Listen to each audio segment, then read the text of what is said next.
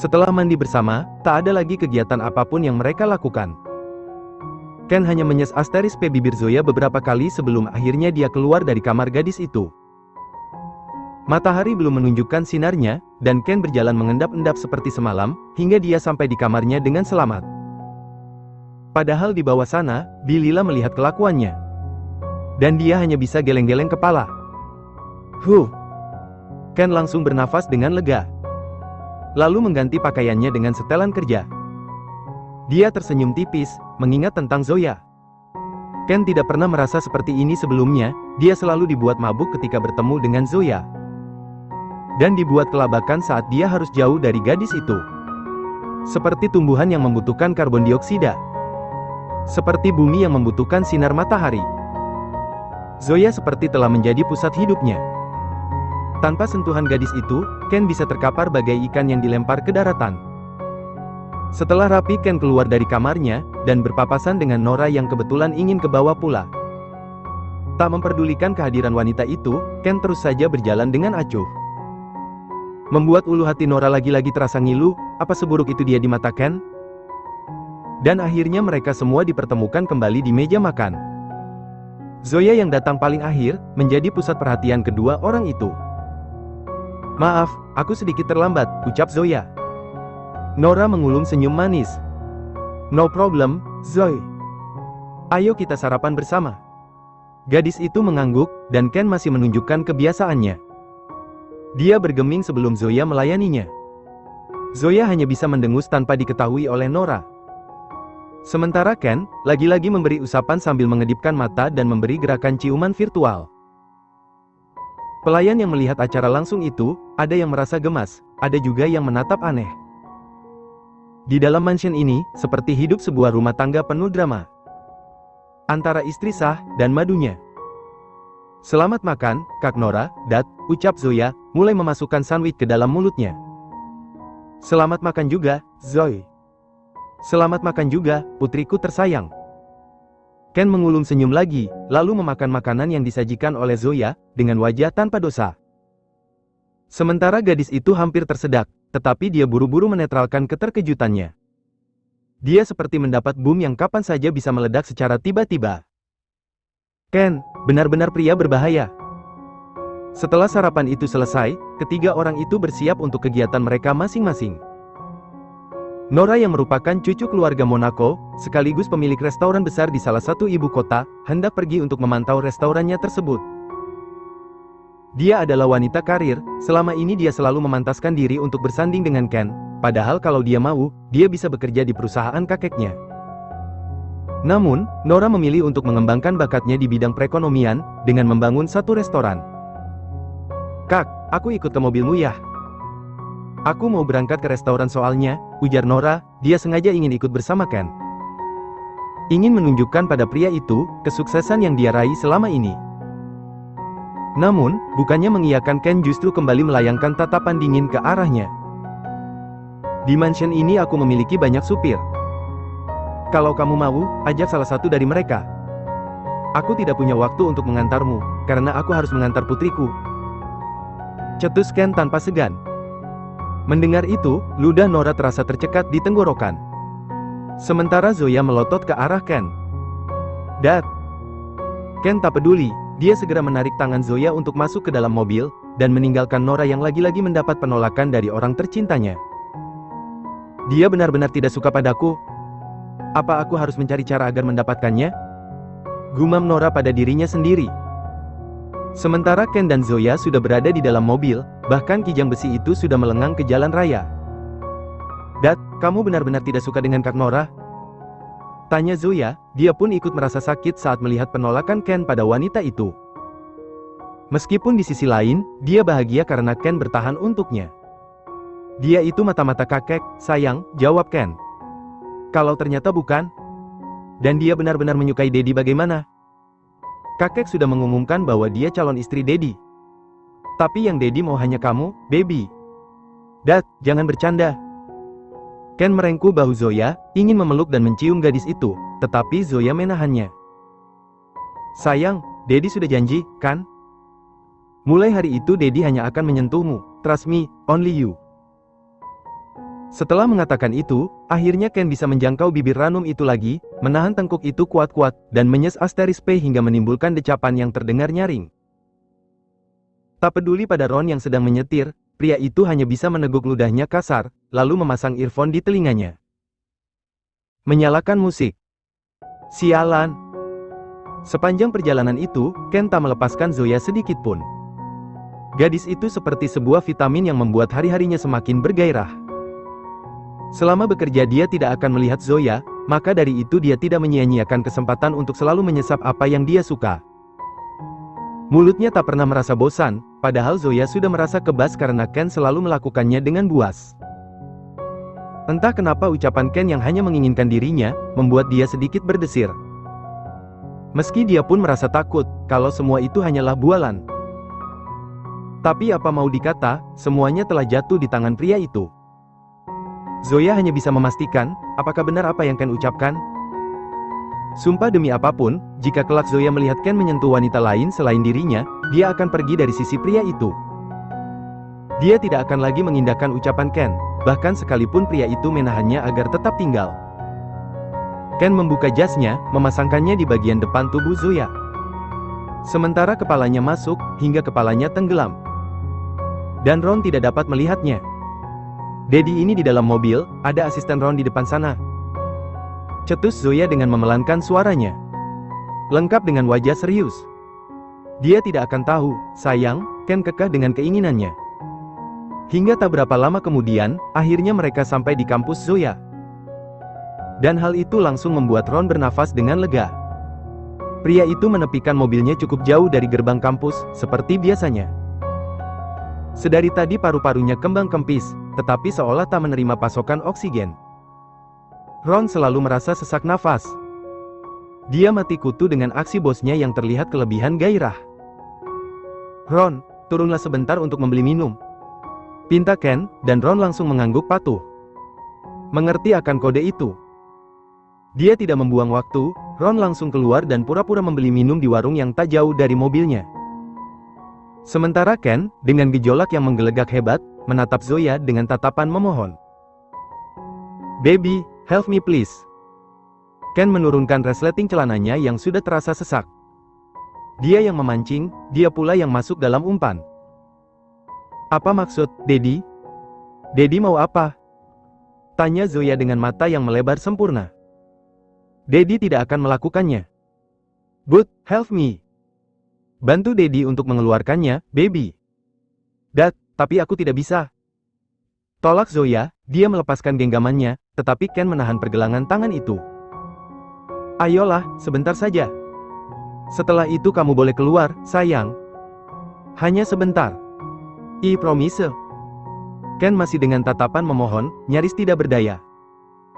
Zoya buru-buru keluar dari mobil Ken setelah dia merapikan pakaiannya. Pria itu benar-benar tidak bisa dikontrol, karena senggol sedikit gairahnya akan langsung memuncak.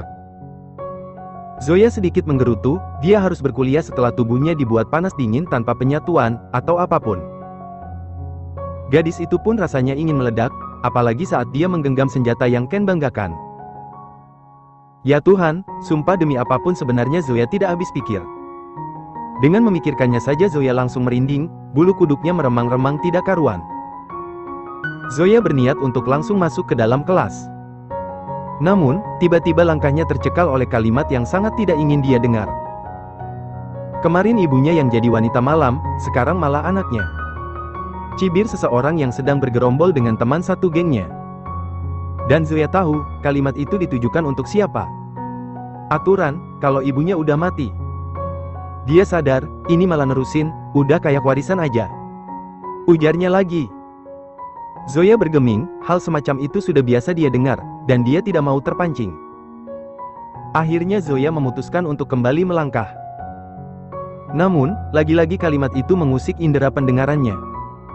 Pakai acara pura-pura budek lagi, mungkin telinganya cuma dipakai buat dengerin desahan om-om yang dilayaninya. Langkah Zoya kembali terhenti, gadis yang tengah diolok-olok itu berbalik, dan menatap tajam ke arah teman satu angkatannya yang bernama Laura. Gadis yang dikenal bermulut pedas, dan tukang cari masalah. "Maksud kamu apa bicara seperti itu?" tanya Zoya dengan ketus. Dia tidak akan menjadi si lemah yang selalu tertindas ketika dirinya diusik. Mendengar itu, Laura terkekeh-kekeh, dia berhasil memancing kemarahan Zoya. Aku tidak punya maksud apa-apa, Zoe. Cuma heran aja, ibu kamu kan udah mati. Terus kenapa bisa kamu dianterin mobil mewah setiap hari, dia itu siapa? Tanya Laura ambigu. Dengar-dengar si itu ayahnya. Timpal satu teman yang lain. Wow, emang anak pelacur punya ayah? Bukannya dia main sama banyak cowok ya? Emang bisa bedain itu benih siapa? Kalau itu nggak tahu deh, kan ibu aku bukan kayak ibunya Zoya. Hahaha bener juga, mungkin dia udah jadi sugar baby kali ya, pemikat omong berduit, dan jadi simpanan suami orang. Tiba-tiba. Pelak. Au. Jaga mulut kamu. Cetus Zoya. Laura memegang pipinya yang terasa kebas, dia memicing tajam ke arah Zoya. Dengan satu tangan yang terkepal kuat. Kenapa? Kamu ngerasa ngelakuin itu semua? Kalau kamu ngerasa, emang kamu tuh pelacur. Mendengar itu, Zoya semakin bertambah geram, lebih dari rasa sakit di tubuhnya. Hati Zoya seperti diremat dengan kuat. Bak diiris sembilu, rasanya benar-benar luar biasa. Hingga tanpa sadar Zoya mendorong tubuh Laura dengan kasar hingga gadis itu terjungkal. Ar! Laura memekik, kurang ajar kamu. Kamu yang kurang ajar. Laura tak tinggal diam, dia segera bangkit dan langsung menyerang tubuh Zoya. Dia tidak terima diperlakukan seperti itu, karena selama ini tidak ada yang berani melawannya.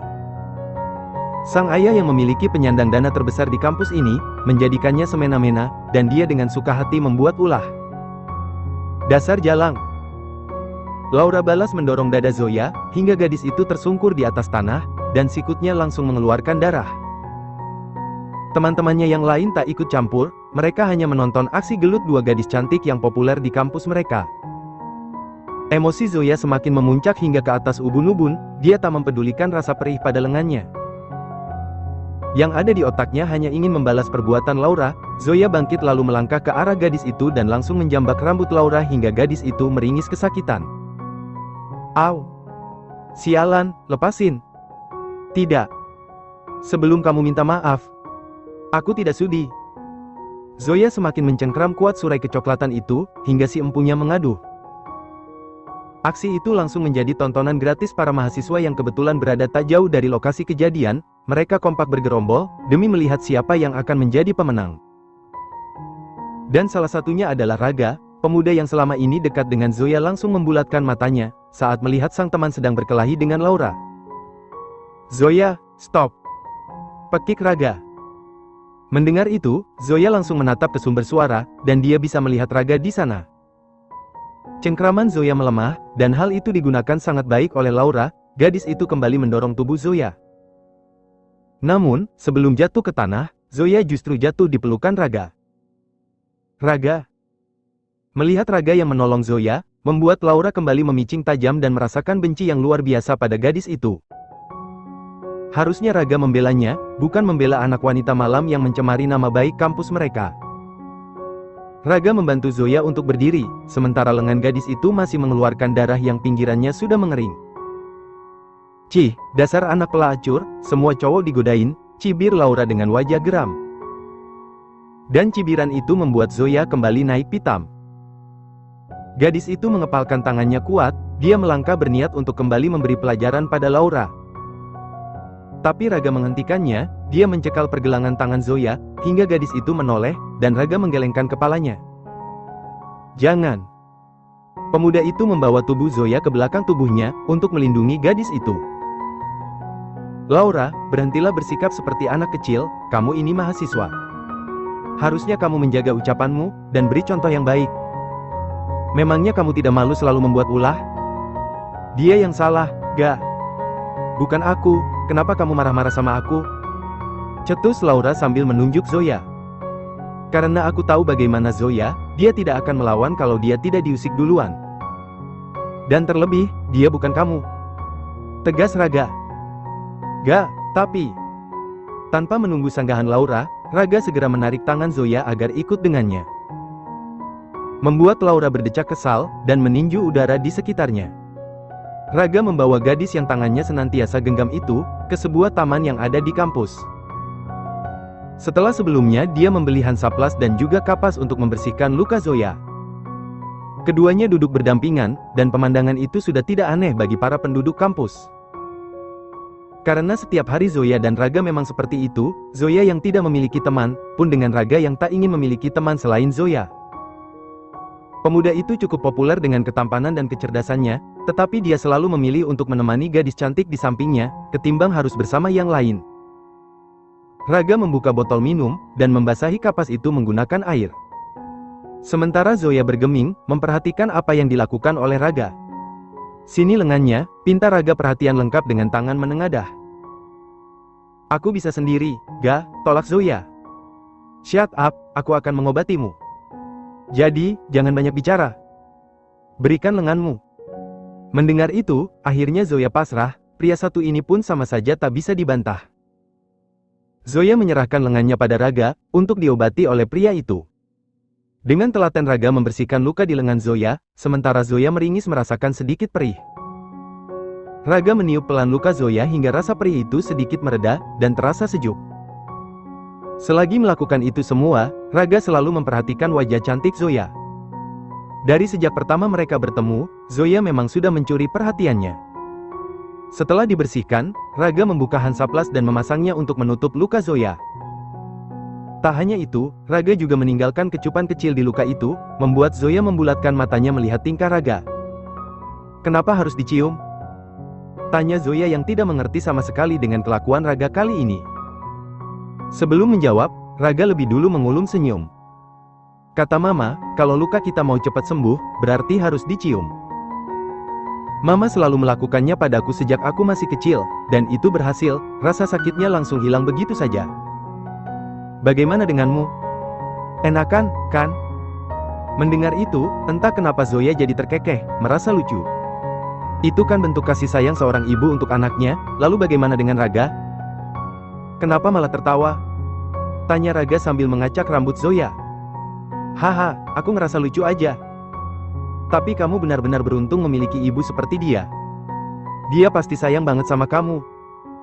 Setiap ibu pasti sayang sama anaknya, Zoe. Dan keberuntungan seseorang itu berbeda-beda.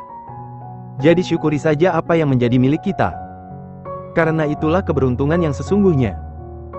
Seperti aku yang merasa beruntung berada di dekatmu. Batin Raga. Sementara Zoya langsung bergeming, otaknya langsung berkelana memikirkan nasibnya yang ia rasa jauh dari kata sempurna. Lalu, apa aku harus merasa beruntung karena jatuh pada lubang yang sama seperti Momi?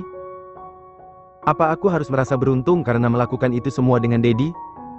Setelah tragedi adu jotos itu, akhirnya Zoya dan Laura mendapat surat teguran dari pihak kampus. Mereka berdua diminta untuk memberikan surat itu pada kedua orang tua mereka masing-masing. Besok orang tua Zoya dan Laura harus menghadap ketua jurusan, karena kedua gadis itu memang satu kelas. Zoya memijat pelipisnya, ada saja masalah yang menimpanya. Dan dia harus memberikan surat itu pada Ken. Benarkah Ken akan berpura-pura menjadi ayahnya? Cih, memikirkannya saja membuat kepala Zoya terasa pusing. Zoe, apa mau aku antar? Tawar Raga, melihat Zoya yang baru saja keluar dari gerbang kampus. Gadis itu menoleh ke sumber suara, dia mengulum senyum tipis lalu menggeleng. Tidak perlu, Ga. Aku dijemput seperti biasa. Raga pun paham dengan itu, semenjak dia mengantar Zoya untuk yang terakhir kali, Zoya selalu diantar jemput oleh ayah angkatnya. Yang nyaris tidak diketahui oleh Raga seperti apa wajahnya. Karena selama itu pula, Ken tidak pernah turun dari mobil, pria itu hanya menunggu Zoya di dalam, dan setelah itu mobil itu langsung melengang. Setelah kepergian Raga yang pamit pulang lebih dulu, mobil jemputan Zoya pun tiba. Gadis itu berjalan gontai menuju kijang besi itu. Begitu Zoya masuk, dia langsung disambut oleh wajah sumringah Ken. Pria matang itu tersenyum lebar, sementara Zoya terlihat murung. Dan hal itu membuat senyum di bibir Ken perlahan memudar. Baby, what's wrong with you? Tanya Ken sambil menangkup satu sisi wajah Zoya yang terlihat tak bergairah. Gadis itu tak menjawab, dia malah menepis tangan Ken, dan memberikan surat teguran itu pada ayahnya. Apa ini, sayang? Tanya Ken dengan kening yang mengernyit. Dedi baca saja sendiri. Ken menghela nafas, lalu membuka dan membaca surat yang diberikan Zoya padanya. Kening Ken semakin dibuat mengernyit. Kamu berkelahi? Apa masalah kalian? Tanyanya. Nothing. Jawab Zoya singkat dan terkesan ketus. Mendengar itu, Ken menghela nafas kasar, lalu menarik tubuh Zoya agar menghadap ke arahnya. Sayang, jawab Daddy dengan benar. I say nothing, and I hate you. Zoya memalingkan wajahnya dengan mata yang sudah memerah. Ingin sekali Ken mengerti perasaannya. Ken semakin dibuat bertanya-tanya. Why? Why do you hate me? Because of you. Semuanya gara-gara Daddy. Dia mencibirku dan juga Mommy. Daddy pikir aku harus diam? Tanya Zoya dengan bibir yang bergetar, menahan tangis. No, tapi apa yang dia bicarakan? Itu yang ingin Daddy tahu, baby. Dia bilang aku seorang pelacur. Cetus Zoya. Mendengar itu, Ken langsung memejamkan matanya dan meremat kertas itu dengan sangat kuat. Sumpah demi apapun dia ingin mengumpat. Namun, yang dia lakukan justru menarik nafas dan membuangnya dengan kasar. I am sorry, baby. Tapi Daddy pikir itu semua tidak perlu kamu masukkan ke dalam hati. Why? Karena Daddy memang menganggap Zoya seperti itu? Astaga tidak, sayang. Lalu, apa? Daddy menganggap Zoya apa? Ken menarik tubuh Zoya untuk masuk dalam dekapannya, tetapi gadis itu meronta, tidak mau mengikuti kemauan Ken. Dadanya terlalu sesak untuk mengingat semua penghinaan teman-temannya. Baby, menurutlah sebelum Daddy marah. Kenapa harus Daddy yang marah? Zoya. Mendengar pekikan itu, akhirnya air mata Zoya luruh, dia pasrah, tubuhnya lemas saat Ken menariknya untuk masuk dalam dekapan pria matang itu. Ken menelusupkan wajah gadisnya ke dalam dada bidangnya. Sementara bibirnya tak berhenti untuk mengecup kepala Zoya. I am sorry. Hanya kalimat itu yang bisa keluar dari mulut Ken untuk menenangkan hati Zoya. Entah kenapa dia pun merasa aneh, tidak biasanya dia mengalah untuk menghadapi seorang wanita. Tetapi dengan Zoya, perasaan itu hinggap begitu saja. Ada rasa sesak saat dia harus melihat Zoya menangis, dan akhirnya membuatnya tak bisa berkutik. Ada apa dengan lenganmu? Apa orang itu yang membuatnya? Tanya Ken saat melihat lengan kiri Zoya tertutup Hansaplas. Dan Zoya hanya bisa mengangguk sambil sesenggukan. Kalau begitu kita ke rumah sakit sekarang. Ron putar arah titahnya pada sang asisten. Ron mengangguk patuh. Dia akan menuruti semua perintah tuannya. Baik, tuan. Tidak perlu, Dad. Aku tidak apa-apa. Kamu terluka, sayang. Ini hanya luka kecil.